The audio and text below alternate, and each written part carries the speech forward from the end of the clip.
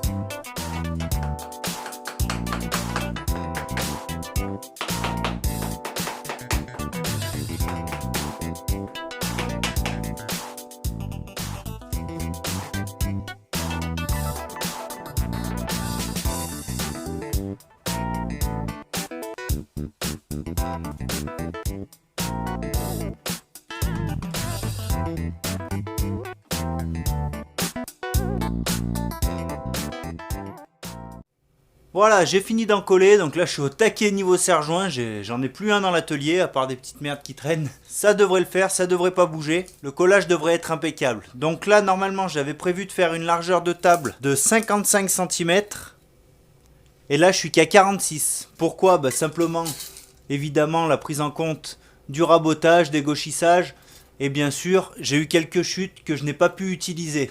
Le bois était vraiment pourri, c'était à l'endroit où ça tombait sur des nœuds, ça faisait des gros écarts, donc c'était pas propre, je pouvais pas les mettre. Mais c'est pas trop gênant, je pourrais toujours faire des rajouts en faisant des feuillures et en faisant un cadre autour de la table. Donc je verrai ça au moment venu, déjà je vais laisser sécher ça et on se retrouve après.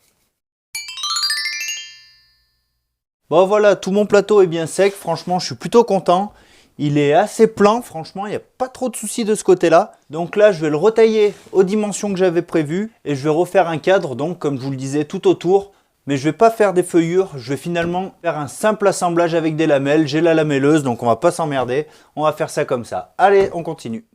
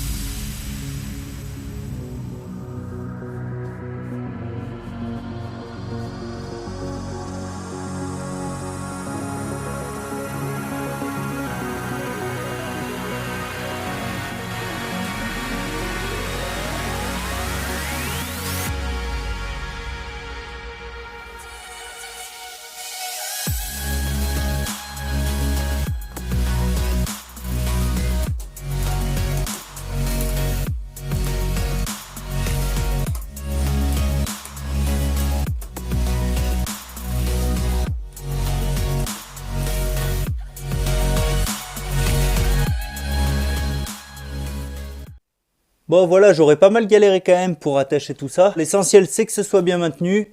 Là on va laisser sécher une seconde fois donc. Et on reviendra ensuite dessus pour faire toutes les finitions. Donc faire tout le rafleur du plateau, faire un petit chanfrein sur tout le pourtour. Et puis ce sera fini pour cette première partie. Allez, à tout de suite.